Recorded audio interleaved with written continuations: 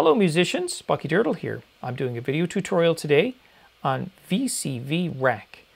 This is a modular synthesizer, open source DAW.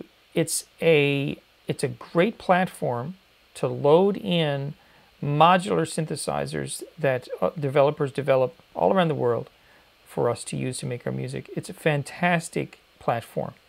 And it's open source. So before I get any further, make sure you go to the developer's website to show your support. Now, I just want to speak to you a little bit about a few of the things here today to get us started. This is a series of tutorials, so we're going to be covering a lot of material over the coming days and weeks. What I want to do today is familiarize you with a few of the basic ideas. First of all, modular synthesis. Then we're going to get into the layout of everything here. And then we're going to get into the plugin manager and how we can actually get plugins for this, this platform. Okay, first of all, modular synthesis. The modular synthesis has been around for a long, long time. And what it is, it's based in the hardware world where you would have different pieces of hardware that would do a different job in the creation of sound. So one small piece of software would do one job, another small piece of, hardware. One small piece of hardware would do one single job or a couple of small jobs. And another piece of hardware would do something else, very specific. So all these modules would then be put together with patch cables. You can see on the screen here, I have patch cables all over the place. You can see these guys, this blue one here. So you would connect all these together with patch cables to make them work. I have a few patch cables connected here now, but I am going to tell you that you will not see much of this in these tutorials. You're not going to see a whole lot of patch cables and a whole lot of modules. And the reason why is because I've been teaching for a long time, and I know that when you guys get on and you see a whole lot of chaos, it makes people a little bit nervous about what we're learning. So it's going to be pretty clean after this. This tutorial is going to be pretty clean layout, so you're not going to have to worry about things you don't understand on the screen much. So modular synthesis, basically the idea is that you start with the very basics of sound. You start with things like a sound wave, like a sine wave, or any kind of wave. Like this would be a sine wave here. Actually, I have this being manipulated. Let me take that off. So a sine wave would be this kind of sound here. A sine wave, and you would then decide how you would want to manipulate the sine wave and to create something new. Or maybe you wanted to use a triangle wave, or a saw wave, or a square wave. You know, you could choose what you want to choose, and then that would give you the sound you want, and you could use that as a building blocks, and you could build from there and create new sounds, new unique sounds, but you would have full control over every aspect of that sound. Very, very exciting. And it's very technical too, but not technical in a way that, you know, you've got to have an engineering degree in order to be able to figure it out. No, it's technical in that you can sink your teeth into this and really lose yourself in the process of making fantastic sounds. So it's very exciting that way, but not daunting in any way. Like, please don't feel one bit intimidated by the ideas of what you think you may have heard about what modular synthesis is. We'll walk through this very carefully and make sure that you understand this and that you come away with a fantastic skill set that can have you making unique sounds in no time. So that's basically modular synthesis. Now we're going to get into all the different aspects of modular synthesis. You know, here on the screen you see a VCO1, you know, voltage control oscillator. You see an LFO, or low frequency oscillator. A VC mixer. You got your interface. Got some other modules down the bottom. There are specific modules. And you've got a scope down here as well. You got lots of things here on the screen now, and there are many other things too that will do things that you want. Sequencers and drum machines and all kinds of little things that we'll add in here to make our sounds really exciting. But that's all part of modular synthesis. So now let's talk a little bit about the user interface here. The very first thing is that we have this is our rack. okay? And let me just scroll to the side here. When you first start the software, it's going to look more like this. There's going to be nothing on it. And you would then add in your modules onto this open rack. And you can scroll down. You can see you can add more modules down below. Oh my, wow, look at that. You can add loads. You can add hundreds of modules. So all kinds of things. So that's the interface there like that. So, you can move back and forth. So that's that. And I'll show you how to add modules in a second. Up across the top here, we have a few things. We have our file, our typical file pull down. It's a little different than probably you normally see, but it's the same functions: new, open, save, save as, quit. And then here we have we can choose our resolution of our sound, 44.1. I'm going to leave it on 44.1, but you can do what you want. This is pretty heavy on the processor, so there are certain things that we'll be doing throughout. When we're working with modular synthesis, some things are really tax your processor, so you may want to be wary of some of the settings. But for most of the stuff we do, it's not really going to be a big deal. Now, the next thing is a cable opacity. Cable. Look at these cables. These are patch cables. This is the reason why when we were doing our tutorials on Helm, we used to refer to them as patches, or sounds or patches. Because these patch cables is what, when you put them together, they make your sound. So depending on where you put your patches, you're going to get different sound. I'll demonstrate that again. We have a sine wave. If I patch it over to triangle wave, different sound. Saw wave, different sound. So that's where we get the term patch, the patch cables. So these patch cables here are hanging back and forth across all of the different modules. Well, we can change the opacity of that. We can make them almost invisible or entirely invisible, I guess. But I tend to like them pretty clear because I like to be able to see where things are going. So I usually leave it around somewhere around here, but you can use your own judgment on that. Now this one here, cable tension, is a lot of fun. I love it. Look at this.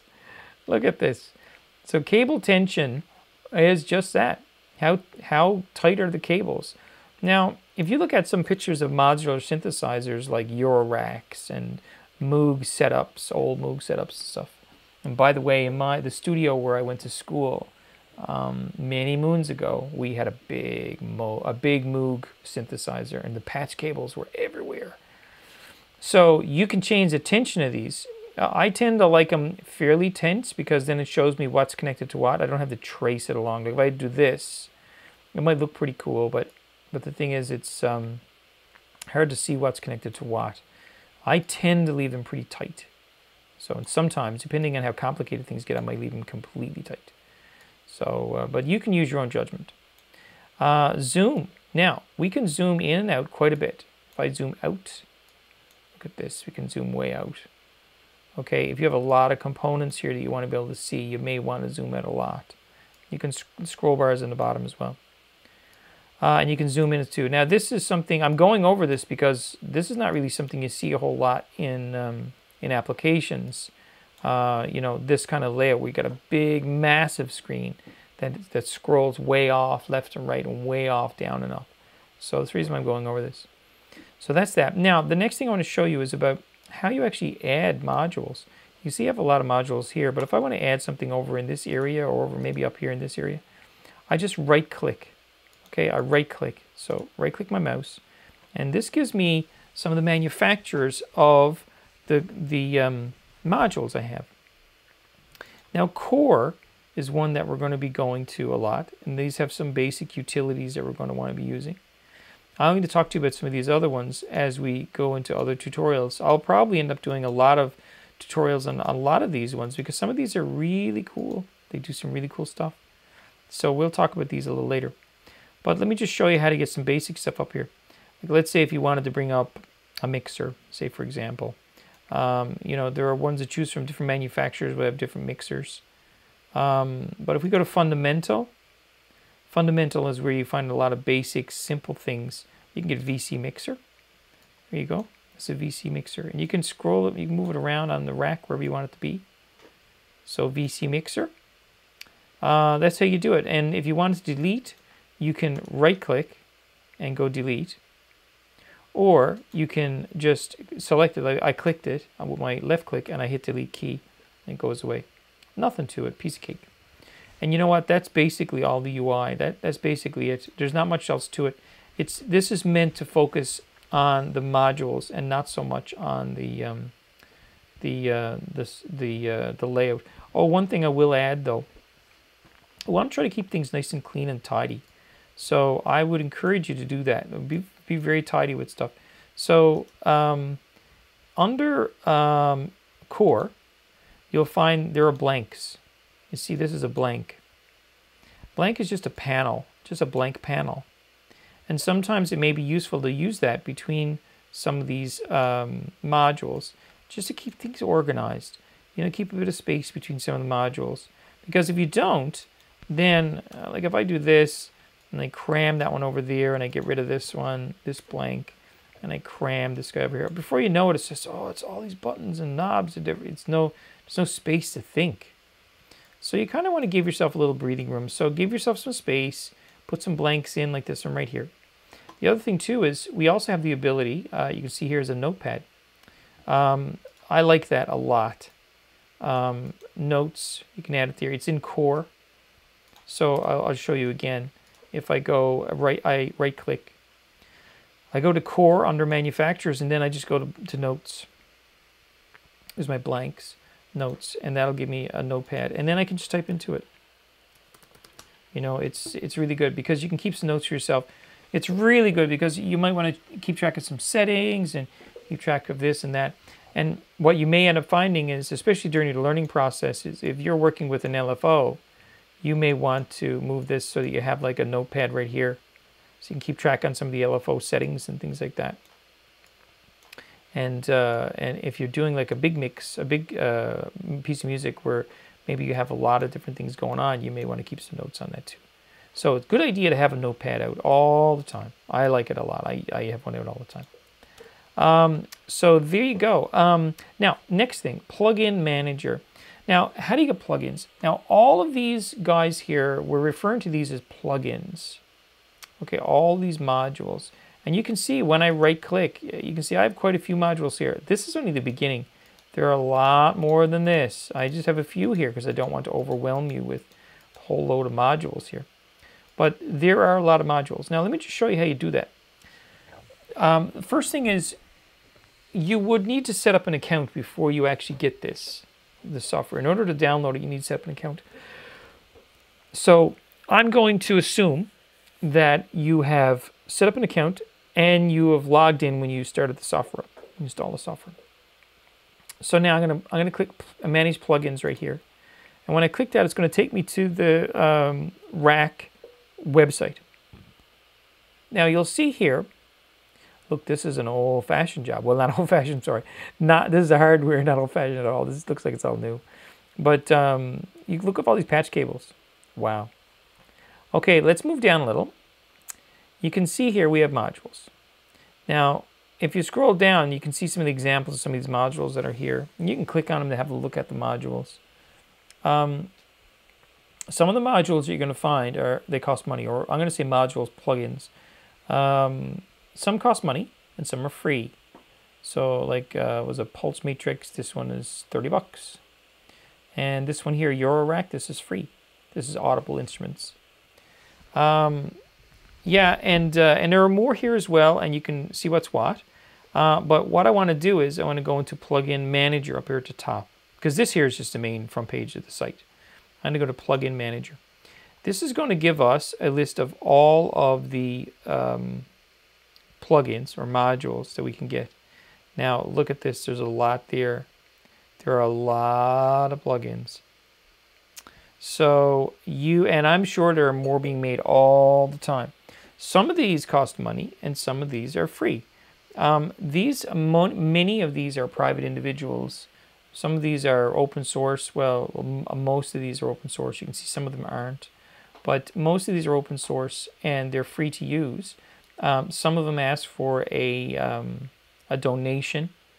Like you can see here, like this one here, JW Modules, Jeremy Wentworth. So this one is asked for a donation. Some don't, and some are actually just cost money, and some are free. So if you wanted, when I have these installed already, but if you come in here and you'll see that the free ones are marked as free, you can just click on them and they will be ready to install. But what happens is you click on them here, and then once you're all clicked, you got everything clicked, the free ones that you want. Then you go back to Rack, and you just go Update Plugins, which is up here at the top, Update Plugins. And when you hit that, Rack will automatically go back to the main website, and it will check to see which ones you've chosen that you wanted. And it will then automatically download them and make them available to you when you right-click in here. It's easy as that. It's very slick. I have to say, it's very, very slick. I'm used to using a lot of software, and not many pieces of software is as slick as what this is. So I'm very impressed. So so that's basically it. That's updating the plugins, and that's Plugin Manager. So that's your basic overview of Rack, VCV Rack, and how it works. So I'm not going to get into installing it because that's pretty mundane. That's pretty straightforward. I'll have a link to Rack's website in this post, so you can go there and download it yourself. But that's the basics overview of everything that's in here. So if you have any questions, or if you want to share some music with me, feel free to leave a question or a comment in the comments section of this post, and I'll be happy to get back to you as soon as I can. Thank you very much for listening. Good luck with your music, and I will see you next time.